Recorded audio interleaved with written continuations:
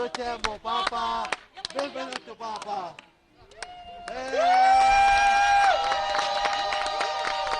يلا again. حبك يا بابا. سينا وسلامة. We love you papa. Je t'aime papa. Benvenuto papa. Viva la papa. حبك يا بابا. سينا وسلامة. We love you papa. Je t'aime papa. Viva Viva la papa. حبك يا بابا. سينا وسلامة. We love you papa. Je t'aime papa. Benvenuto papa. Laudetur Jesus Christus. Praised be Jesus Christ. And a warm welcome to all of you joining us. We're coming to you live from Baghdad in Iraq.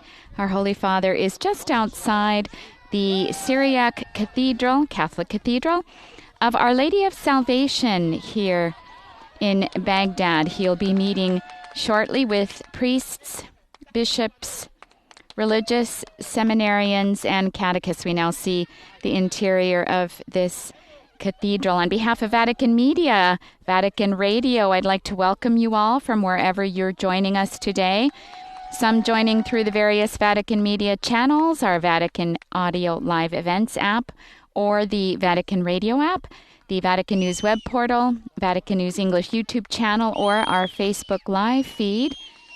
To all of you joining us through television, we have some of you tuning in through Catholic TV, Catholic Faith Network, Shalom World TV, EWTN, Salt and Light TV, at Midarshan TV.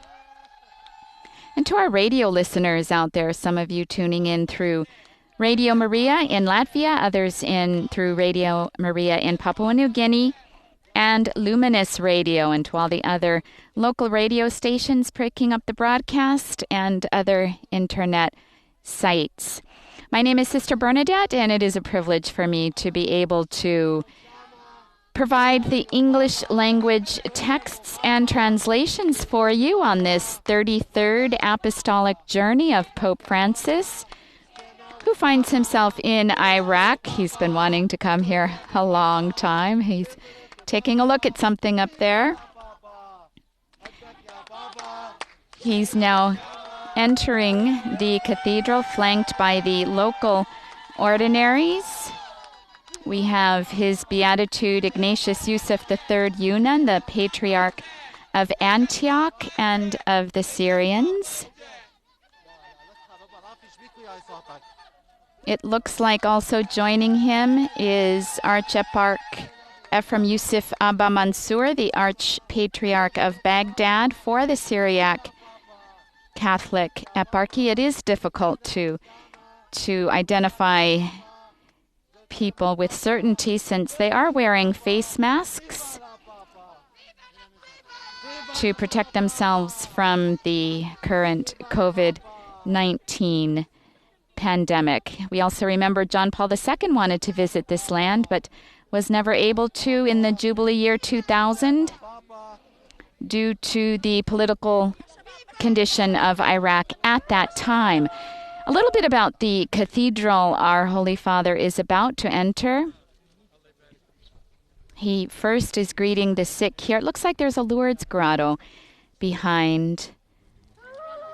A moment our Holy Father generally finds wherever he goes to be able to meet with the sick.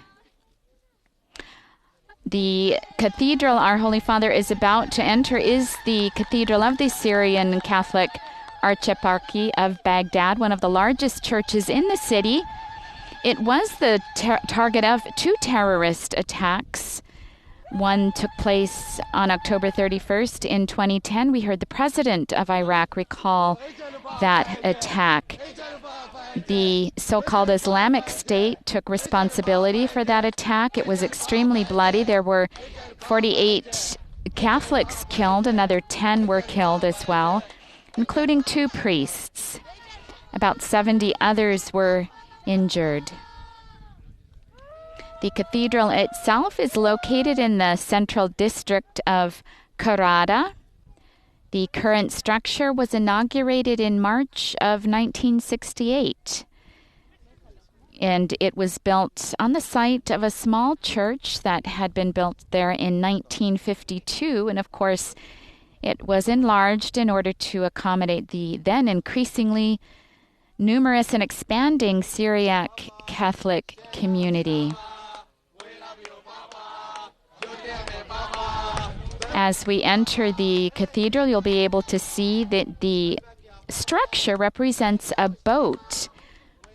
It was designed that way to provide the image of the bark of Peter, or another symbol of the church that carried Jesus and his disciples in the storm. An apt symbol that our Holy Father recalled during the extraordinary moment of prayer last March. Attached to the cathedral is St. Ephraim's Elementary School. After the attack in 2010, the church was renovated and a memorial was set up here, remembering the victims. The 2 priests who were slain are buried in the crypt of this church. So we're entering a very sacred place right now, and here we see our Holy Father was given the cross to bless the church, a custom observed in several Oriental rites. Before the Iraqi war, there were about 5,000 families who regularly came here into this cathedral to worship, and since 2018, all 3 of Baghdad's Syriac Catholic churches regularly welcome only about 1,000 families.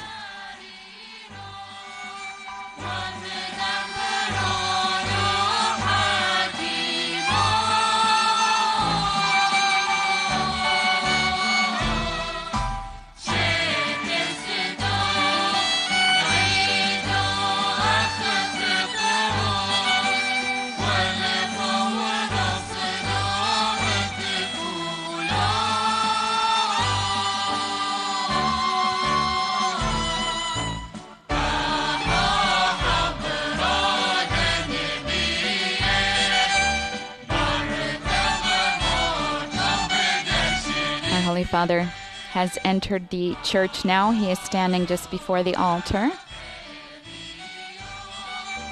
The child here bringing him flowers, which he will now take. This is customary when our Holy Father enters a Catholic place of worship.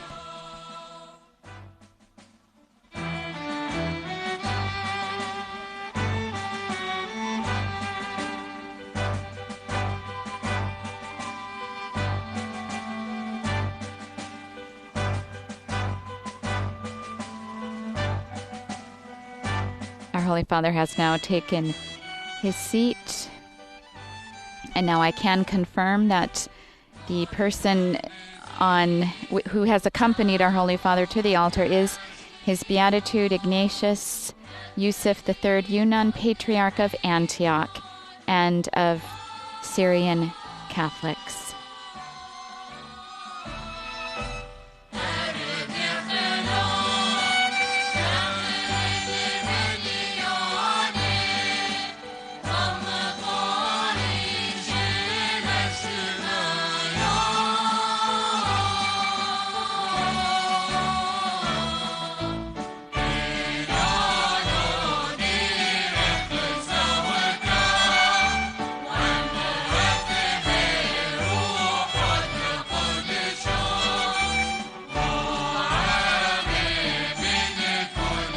Christians here in Iraq have long been awaiting our Holy Father's journey, and he sent them a video message prior to coming to their land, saying, "I have greatly desired to meet you, to see your faces, to visit your country, an ancient and outstanding cradle of civilization."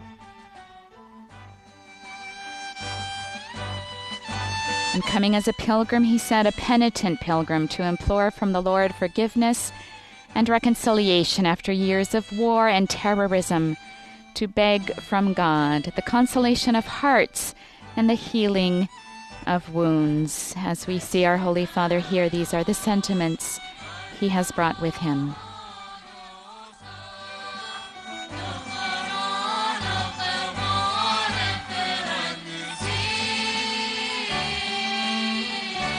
Sitting on the other side of our Holy Father is His Eminence, Cardinal Louis Raphael Sacco. He's the Metropolitan Archeparch of Baghdad of the Chaldeans.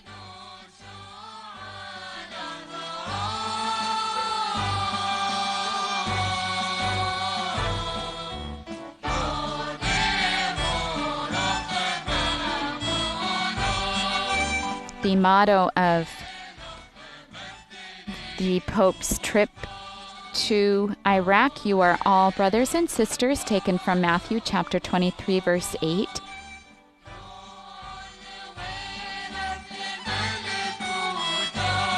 Our Holy Father continued in his video message, "I am coming as a pilgrim of peace, seeking fraternity and prompted by the desire to pray together and to walk together, also with our brothers and sisters of other religious traditions, in the steps of Father Abraham, who joins in one family Muslims, Jews, and Christians."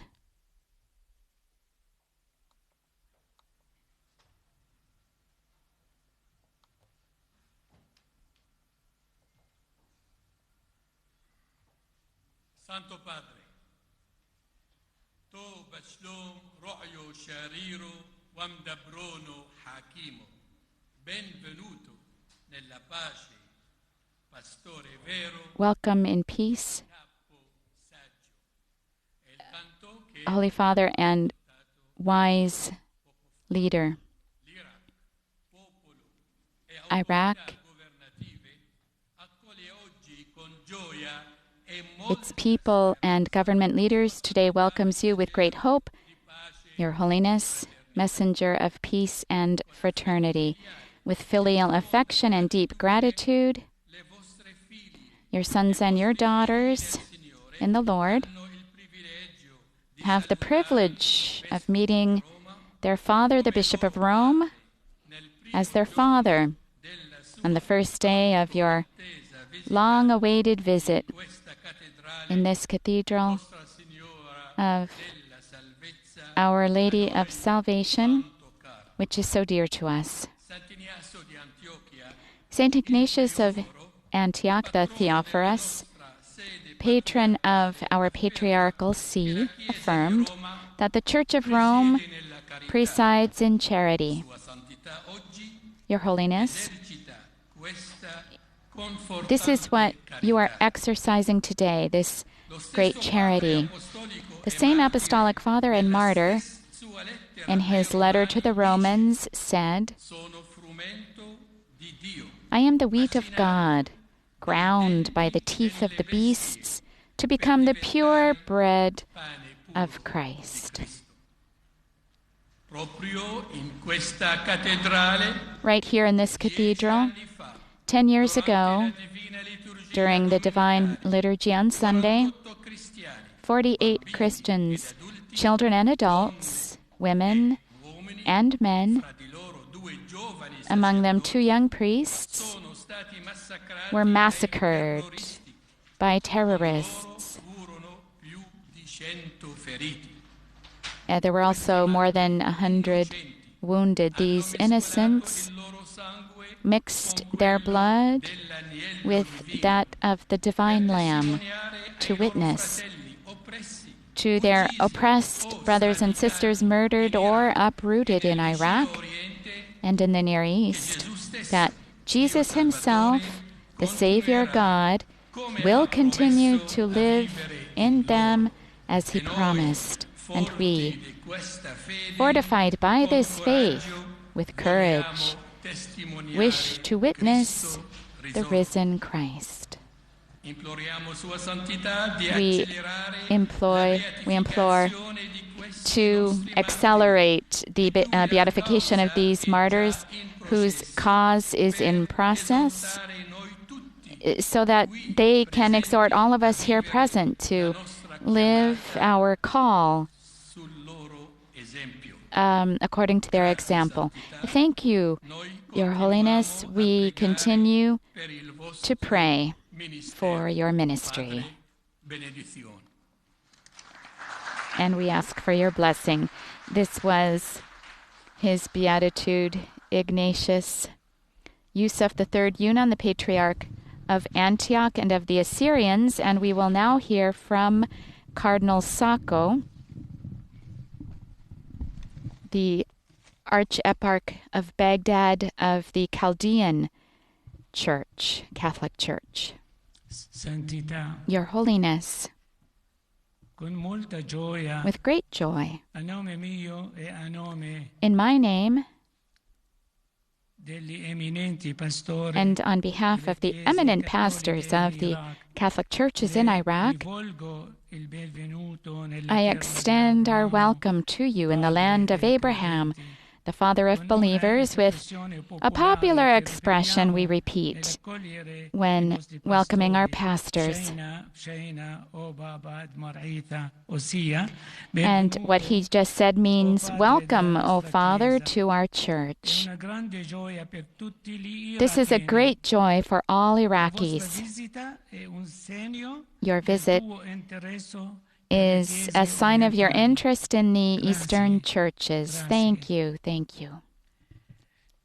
We thank you for this courageous visit that deepens our trust in the Lord and encourages us to continue in the life of faith and constancy or perseverance, to consolidate our mutual fraternal relationships between Christians and with our Muslim compatriots whom we love as brothers and sisters, as you called them in your encyclical letter, Fratelli Tutti. Christians were the great majority when the Muslims arrived in our country, and they gave much to the Muslims.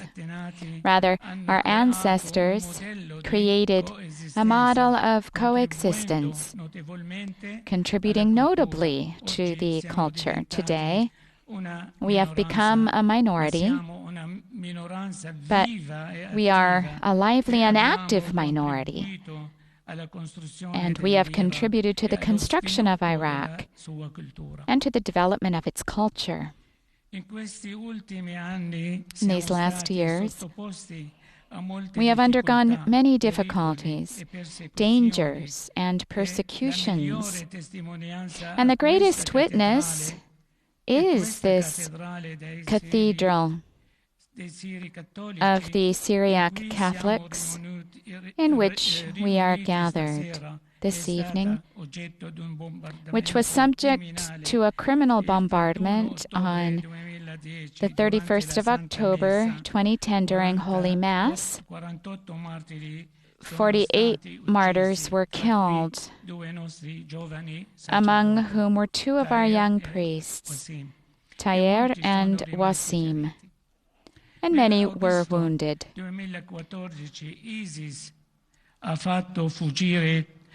In 2014, ISIS forced all of the 120,000 Christians of the plain of Nineveh and Mosul to flee. We thank God for the fact that these areas were liberated in 2017,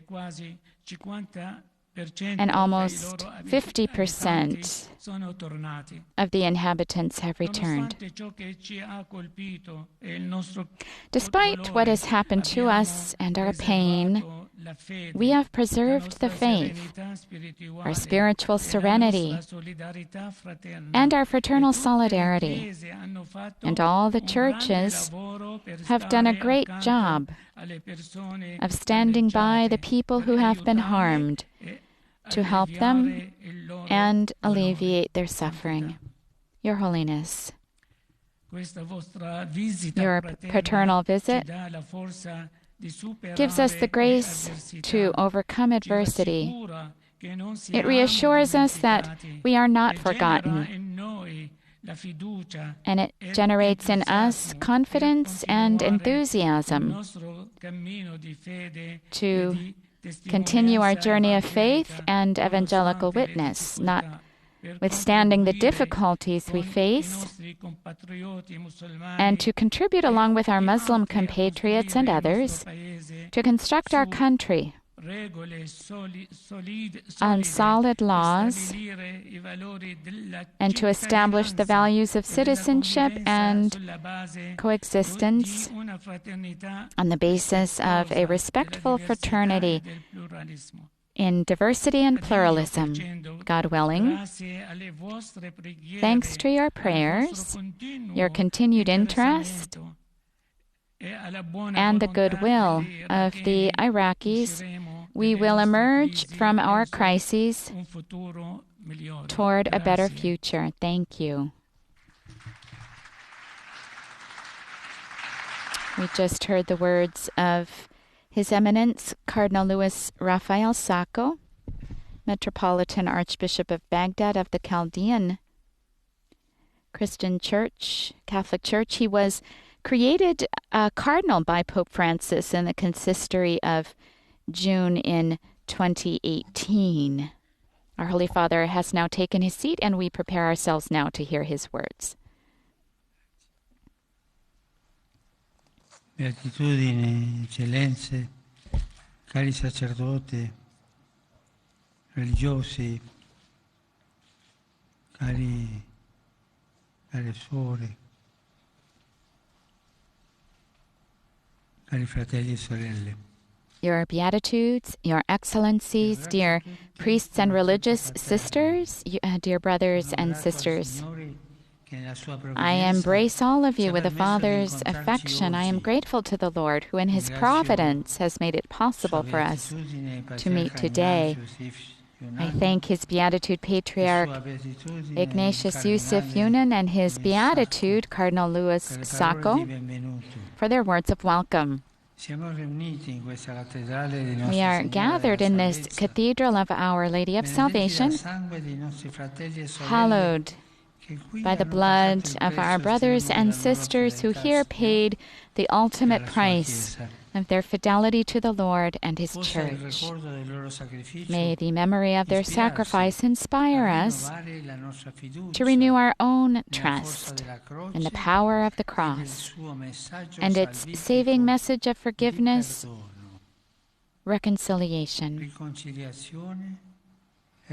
and rebirth. Il cristiano infatti è chiamato a testimoniare l'amore di Cristo ovunque in ogni tempo. For Christians, in fact, are called to bear witness to the love of Christ in every time and place, and this is the gospel that must be proclaimed and embodied in this beloved country as well. أصحاب السيادة الأساقفة الكهنة والرهبان والراهبات الأعزاء الإخوة والأخوات الأعزاء أعانقكم جميعا بمودة أبوية. أشكر الله الذي سمح لنا بعنايته الإلهية أن نلتقي اليوم، وأشكر غبطة البطيارك مارغناطيوس يوسف الثالث يونان وغبطة البطيارك الكاردينال مارويس رافائيل ساكو على كلماتهم الترحيبية. نجتمع اليوم في كاتدرائية سيدة النجاة هذه ونتبارك فيها بدماء إخوتنا وأخواتنا الذين دفعوا هنا ثمن أمانتهم للرب ولكنيسته ثمنا غاليا. أرجو أن تلهمنا ذكرى تضحيتهم بأن نجدد ثقتنا بقوة الصليب ورسالته الخلاصية للمغفرة والمصالحة والولادة الجديدة. ففي الواقع المسيحي مدعو للشهادة لمحبة المسيح في كل مكان وزمان. هذا هو الإنجيل الذي يجب إعلانه وتجسيده في هذا البلد الحبيب أيضا. Come vescovi e sacerdoti religiosi e religiose e responsabili laici, tutti voi condividete le gioie, le sofferenze, le speranze e le angosce dei fedeli di Cristo, i bisogni del popolo di Dio e le ardue sfide pastorali che affrontate quotidianamente si sono aggravate in questo tempo di pandemia. Tuttavia, ciò che mai deve essere bloccato o ridotto è il nostro zelo apostolico, che voi attingete da radici antichissime, dalla presenza interrotta della Chiesa in queste terre fin dai primi tempi. Sappiamo quanto sia facile essere contagiati dal virus dello scoraggiamento, che a volte sembra diffondersi intorno a noi. Eppure il Signore ci ha dato un vaccino efficace contro questo brutto virus. È la speranza. La speranza che nasce dalla preghiera perseverante e dalla fedeltà quotidiana al nostro apostolato.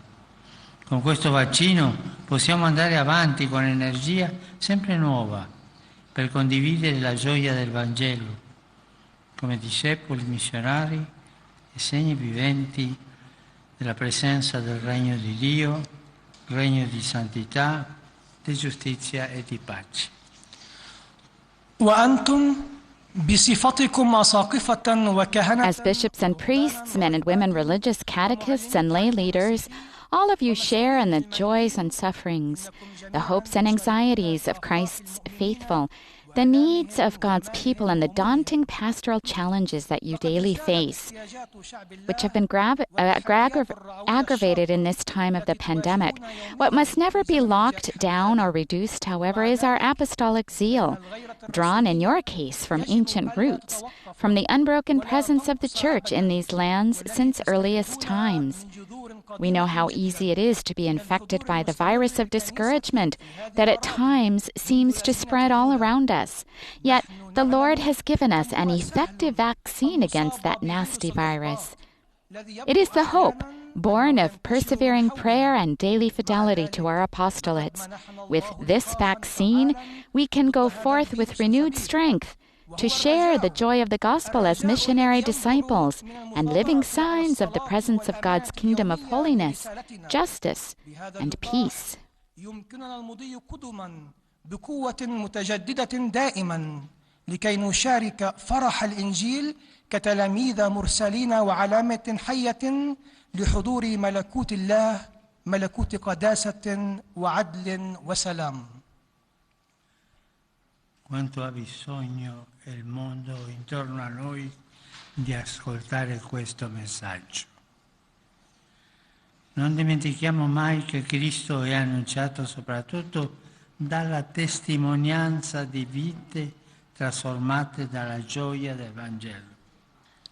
Come vediamo dall'antica storia della Chiesa in queste terre, una fede viva in Gesù è contagiosa. Può cambiare il mondo. L'esempio dei santi ci mostra che seguire Gesù Cristo non è solamente una cosa vera e giusta, ma anche bella, capace di colmare la vita di un nuovo splendore e di una gioia profonda anche in mezzo alle prove. Le difficoltà fanno parte dell'esperienza quotidiana dei fedeli iracheni. Negli ultimi decenni voi e i vostri concittadini avete dovuto affrontare gli effetti della guerra e delle persecuzioni, la fragilità delle infrastrutture di base e la continua lotta per la sicurezza economica e personale che spesso ha portato a sfollamenti interni e alla migrazione di molti anche tra i cristiani in altre parti del mondo. Vi ringrazio, fratelli vescovi e sacerdoti, di essere rimasti vicini al vostro popolo, vicini al vostro popolo, sostenendolo, sforzandovi di soddisfare i bisogni della gente e aiutando ciascuno a fare la sua parte di servizio del bene comune.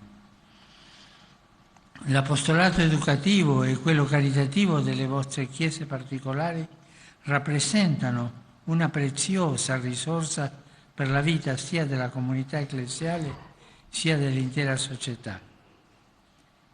Vi incoraggio a perseverare in questo impegno al fine di garantire che la comunità cattolica in Iraq, sebbene piccola come un granello di senape, continui a arricchire il cammino del Paese nel suo insieme. How much the world around us needs to hear that message. Let us never forget that Christ is proclaimed above all by the witness of lives transformed by the joy of the gospel.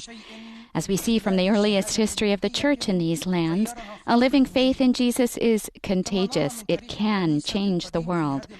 The example of the saints shows us that Christian discipleship is not only something right and true, but also something beautiful, capable of filling life with new splendor and profound joy, even in the midst of great difficulties. Hardships are part of the daily experience of the Iraqi faithful.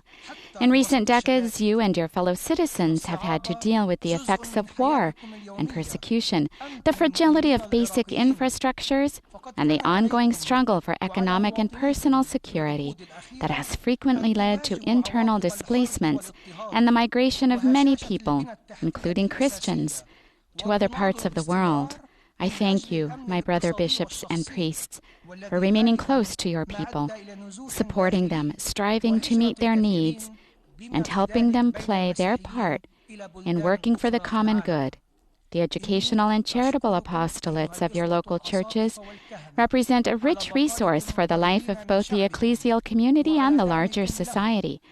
I encourage you to persevere in these efforts in order to ensure that Iraq's Catholic community, though small like a mustard seed, continues to enrich the life of society as a whole. لحياة الجماعة الكنسية والمجتمع بأسره. إني أشجعكم على المثابرة في هذا الاجتهاد من أجل أن تتمكن الجماعة الكاثوليكية في العراق وإن كانت صغيرة مثل حبة الخردل من الاستمرار في إثراء مسيرة البلد بأكمله. L'amore del Cristo ci chiede di mettere da parte ogni tipo di egocentrismo e di competizione.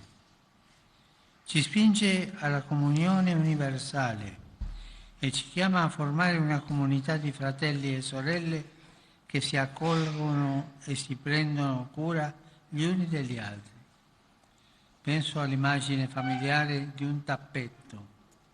Le diverse chiese presenti in Iraq, ognuna con il suo secolare patrimonio storico, liturgico e spirituale, sono come tanti singoli fili colorati che, intrecciati insieme, compongono un unico e bellissimo tappetto che non solo attesta la nostra fraternità, ma rimanda anche alla sua fonte, perché Dio stesso è l'artista che ha ideato questo tappetto, che lo tesse con pazienza e lo rammenda con cura, volendoci sempre tra noi ben intrecciati come suoi figli e figlie.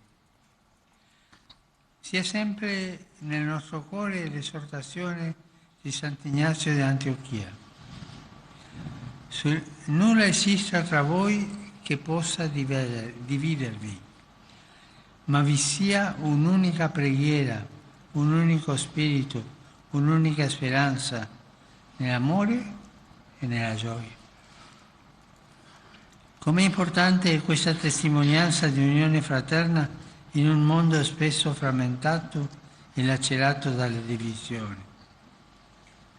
Ogni sforzo compiuto per costruire ponti tra comunità e istituzioni ecclesiali, parrocchiali e diocesane servirà come gesto profetico della Chiesa in Iraq e come risposta feconda alla preghiera di Gesù affinché tutti siano uno. Pastori e fedeli, sacerdoti, religiosi e catechisti condividono, anche se in modi diversi, إن محبة المسيح تطلب منا أن نضع جانبا كل The نوع love of Christ summons us to set aside every kind of self-centeredness or competition. It impels us to universal communion and challenges us to form a community of brothers and sisters who accept and care for one another. Here I think of the familiar image of a carpet. The different churches present in Iraq, each with its age-old historic, liturgical, and spiritual patrimony, are like so many individual colored threads that, woven together, make up a single beautiful carpet, one that displays not only our fraternity, but points also to its source. For God himself is the artist who imagined this carpet, patiently wove it, and carefully mends it, desiring us ever to remain closely knit as his sons and daughters. May we thus take to heart the admonition of St. Ignatius of Antioch, quote, "Let nothing exist among you that may divide you, but let there be one prayer, one mind, one hope in love and in joy," unquote. How important is this witness of fraternal union in a world all too often fragmented and torn by division? Every effort made to build bridges between ecclesial, parish and diocesan communities and institutions will serve as a prophetic gesture on the part of the Church in Iraq and a fruitful response to Jesus' prayer that all may be one.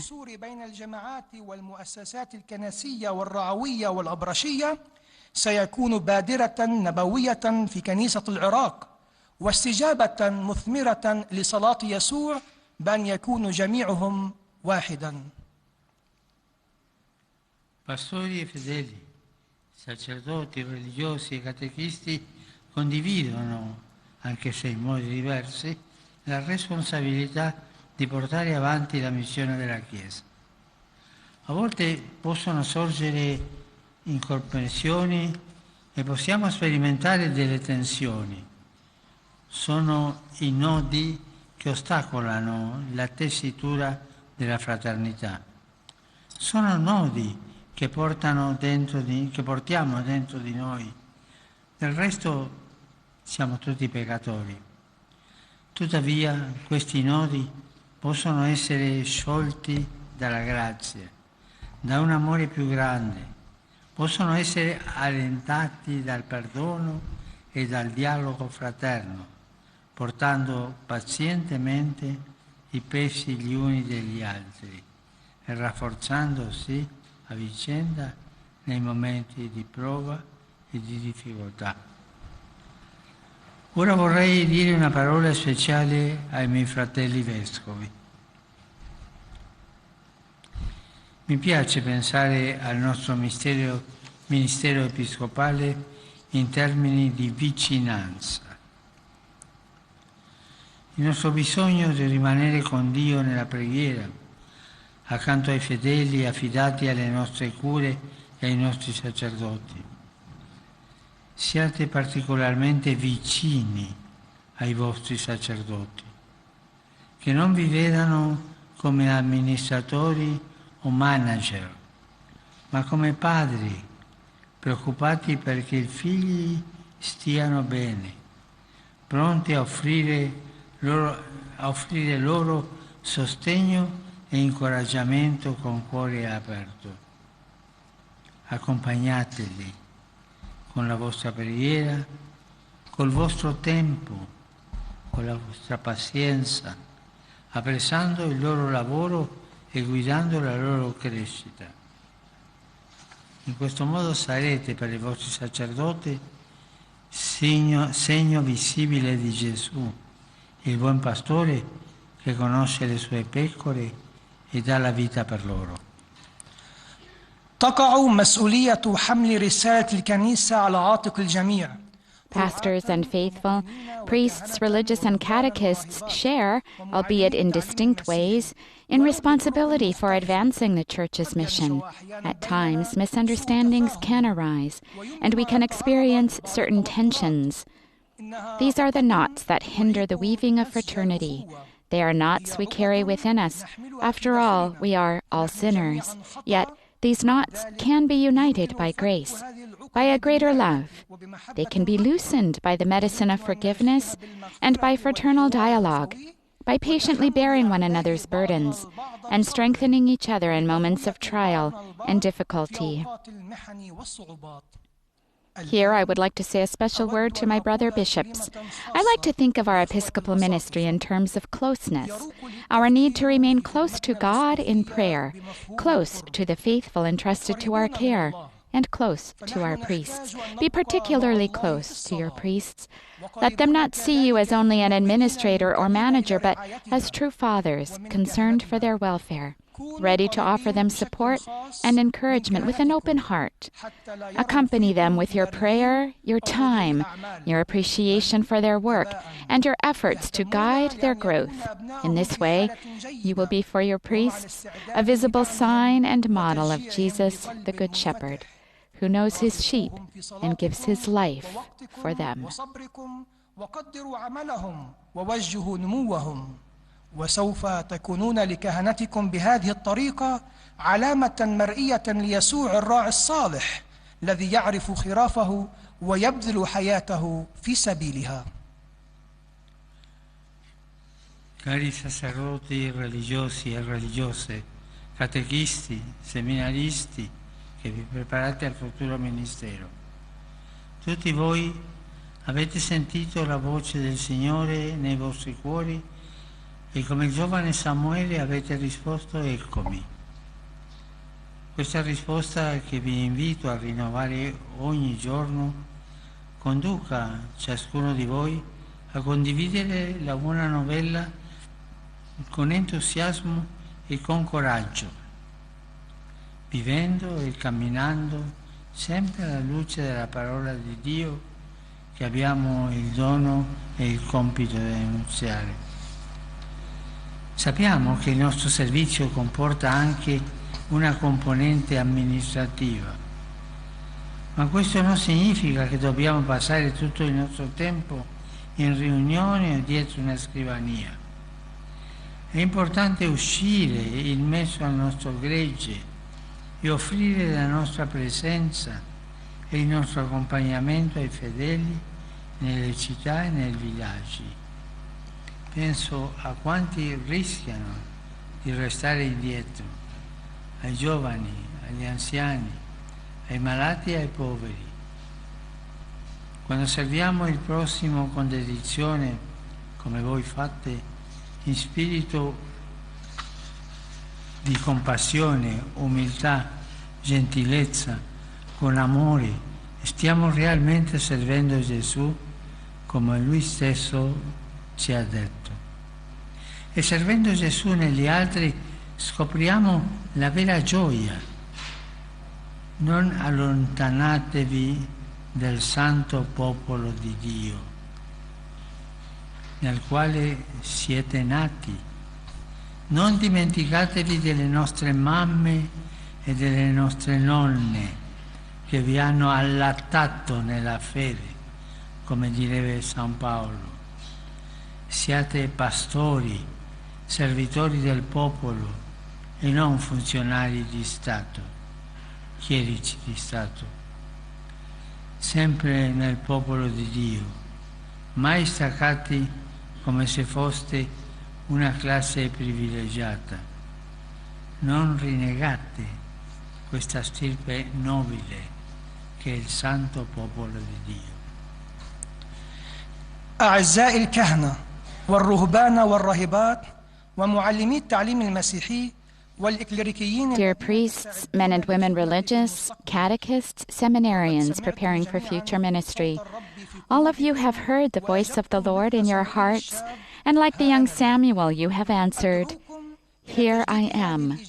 May that response, which I invite you to renew daily, Lead each of you to share the good news with courage and zeal, living and walking always in the light of the Word of God, that we have the gift and responsibility to proclaim.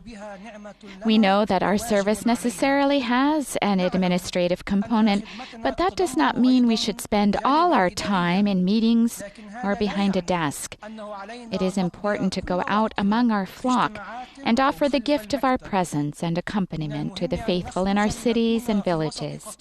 I think especially of those who risk being left behind, the young, the elderly, the sick, and the poor. When we serve our neighbors with dedication, as you are doing, in a spirit of compassion, humility, kindness, and love, we are really serving Jesus as he himself told us. And by serving Jesus and others, we discover true joy. Never step back from the holy people of God into which you were born. Remember your mothers and grandmothers who, as St. Paul says, raised you in the faith. Be pastors, servants of the people, not civil servants, ever a part of the faithful of God, never apart, as though you were a privileged class. Do not renounce that noble lineage, which is the holy people of God.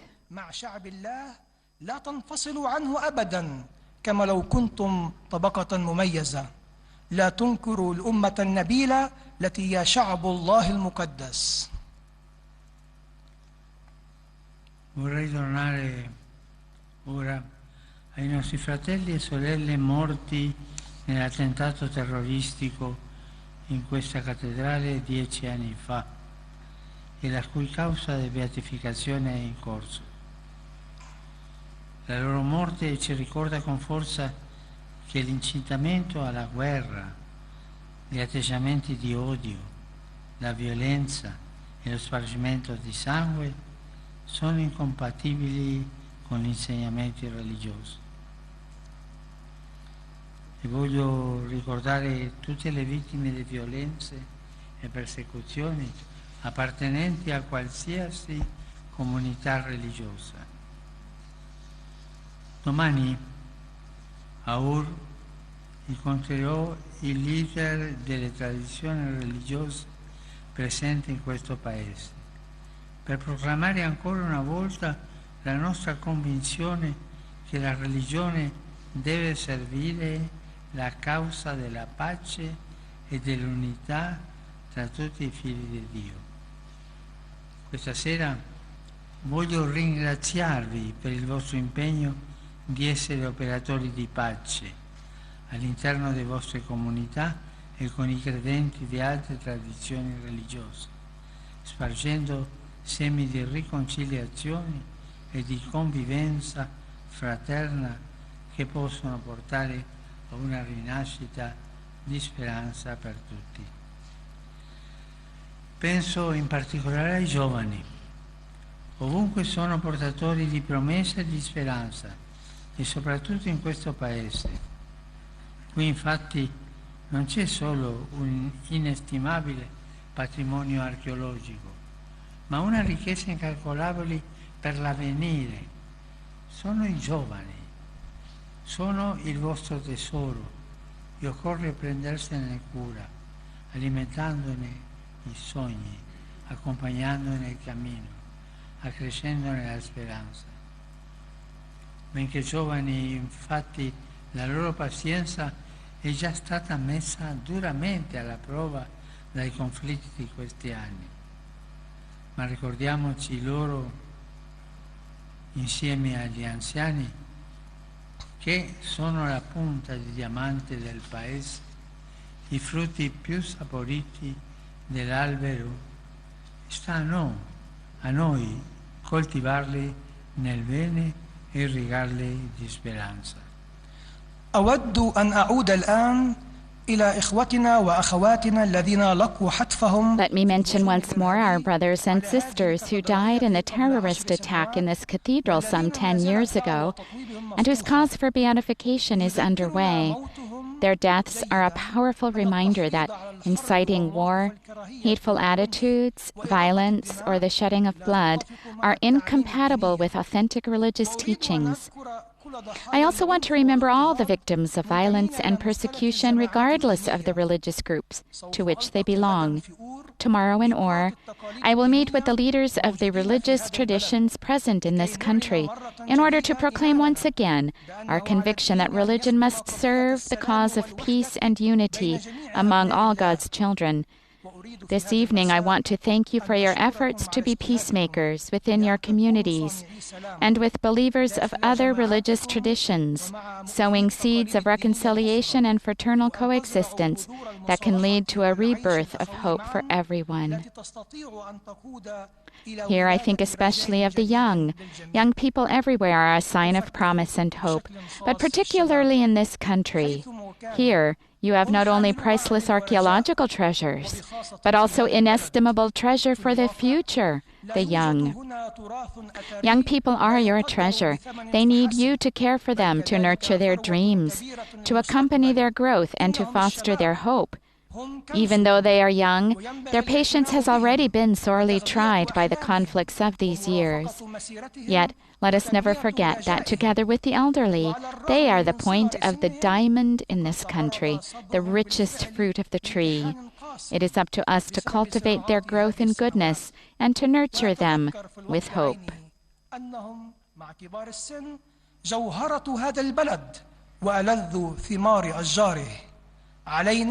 تقع مسؤولية زراعة الخير فيهم وإرواء رجائهم. Fratelli e sorelle, attraverso il battesimo e la confermazione, attraverso l'ordinazione o la professione religiosa, siete stati consacrati al Signore e invitati per essere discepoli missionari in questa terra così strettamente legata alla storia della salvezza. Siete parte di questa storia, testimoniando fedelmente le promesse di Dio, che mai vengono meno, e cercando di costruire un nuovo futuro. La vostra testimonianza, maturata nelle avversità e rafforzata dal sangue dei martiri, sia una luce che risplende in Iraq e oltre, per annunciare la grandezza del Signore e far esultare lo spirito di questo popolo in Dio Salvatore.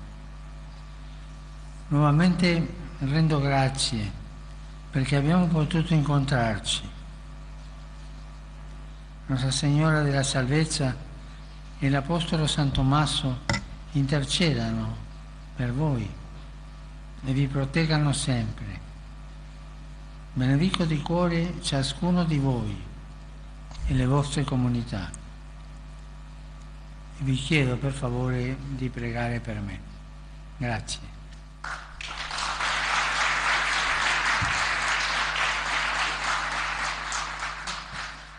Brothers and sisters, first through your baptism and confirmation, and later through your ordination or religious profession, you were consecrated to the Lord and sent forth to be missionary disciples in this land, so closely linked to the history of salvation. You are part of that history, faithfully bearing witness to God's never-failing promises as you strive to build a new future. May your witness, matured through adversity and strengthened by the blood of the martyrs, be a shining light in Iraq and beyond, in order to proclaim the greatness of the Lord and to make the spirit of this people rejoice in God our Savior. Once again, I am grateful that we have been able to be together. May Our Lady of Salvation and the Apostle St. Thomas intercede for you and protect you always. I cordially bless you and your communities, and I ask you, please, to pray for me. Thank you. وأبارك جماعاتكم وأطلب منكم أن تصلوا من أجلي. شكرا.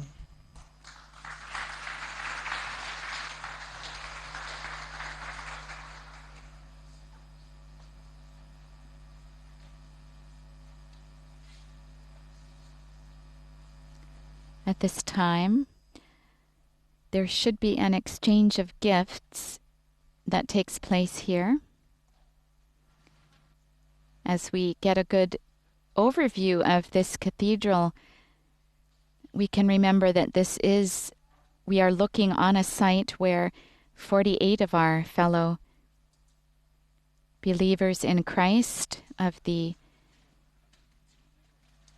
church here in Iraq gave their lives for the faith. A reliquary, most likely of one or several of them, now being given to our Holy Father by Archieparch Ephraim Yusuf Abba Mansour. He is the Archieparch of Baghdad of the Syriac Catholic Eparchy.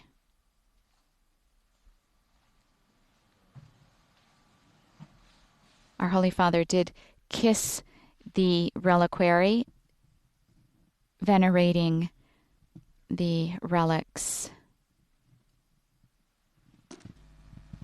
And now our Holy Father presenting the gift he generally gives to the ordinaries of the diocese is that he visits with a chalice.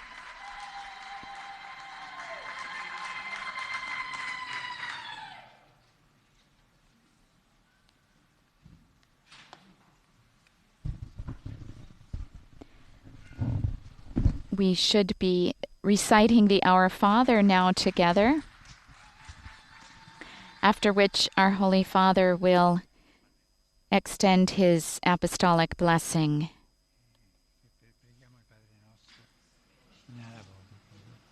He's inviting Cardinal Sacco to begin the Our Father in Arabic.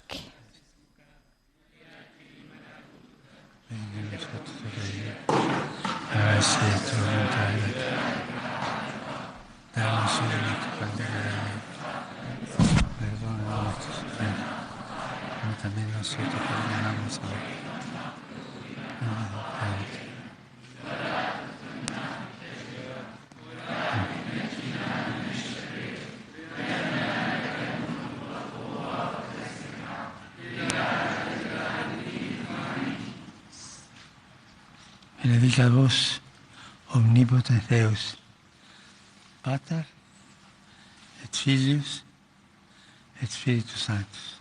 Amen. Questa stola è stata fatta da donne di Caracos, fatta a mano questa stola. Sì, sì. He is explaining that the stole was made by hand by someone in Caracos. And it sounds like we no longer have an audio feed. There should be a final hymn, and our Holy Father will be signing the Book of Honor.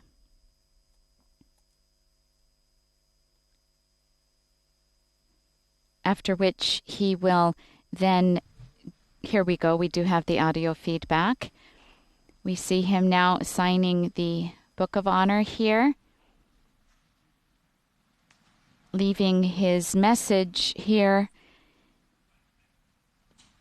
for the Syrian Catholic community of the cathedral here in Baghdad.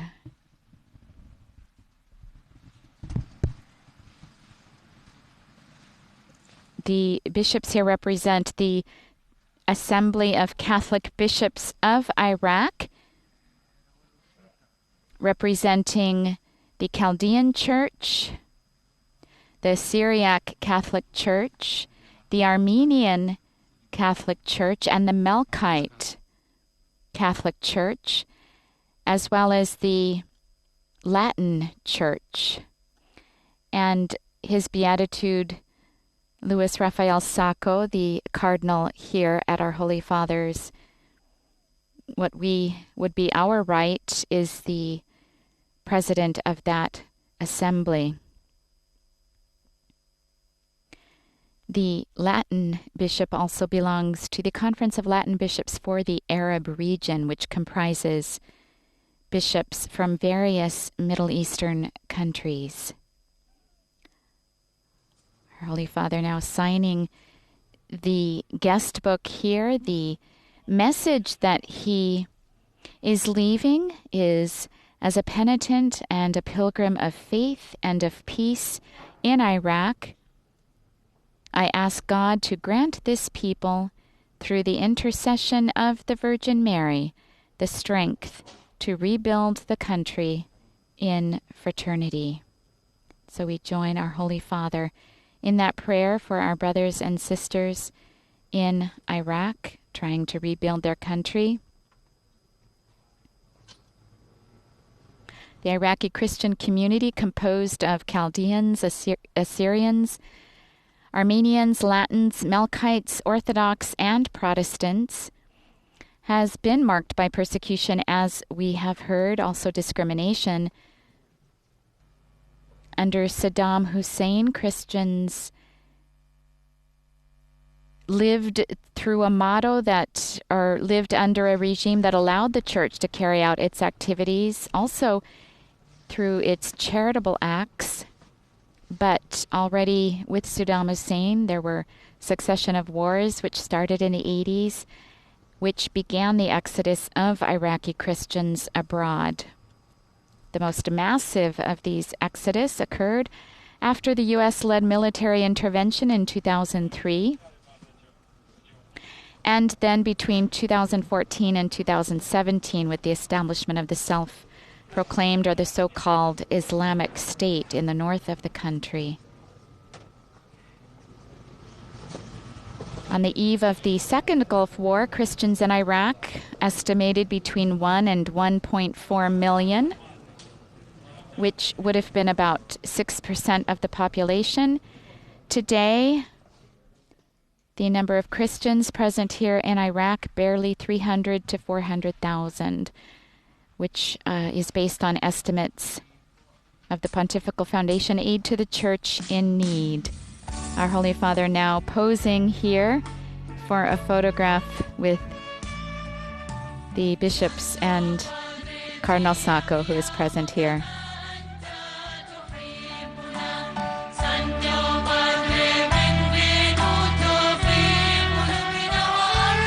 They're singing in Italian. Holy Father, most welcome.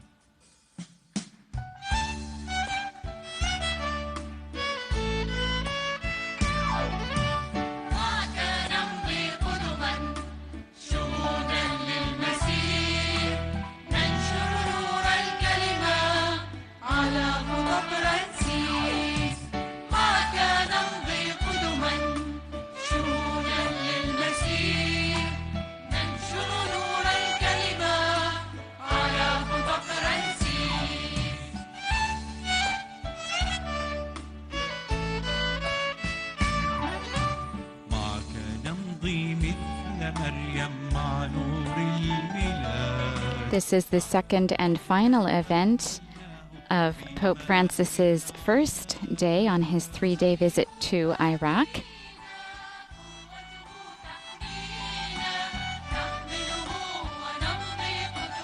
He will now be taken to the Apostolic Nunciature, where he will dine and spend the night. It's almost 6 p.m. local Iraqi time right now. The Apostolic Nunciature is in the area, also located in the Karada district. It's an upper middle class area, one of the 2 main districts where Christians live here in Baghdad.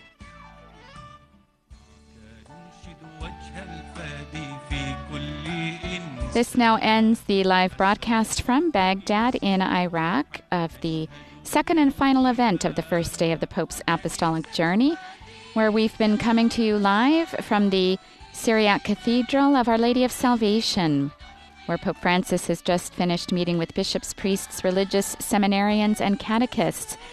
We invite you to join us tomorrow. Our Holy Father will be taking part in an interreligious ceremony in Ur,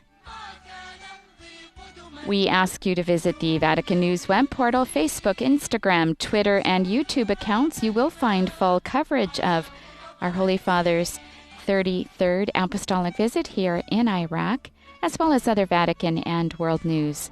Once again, I'd like to thank the technicians at every level who've made this broadcast possible, and to all of you for joining us on our Holy Father's apostolic journey. Laudetur Jesus Christus. Praised be Jesus Christ.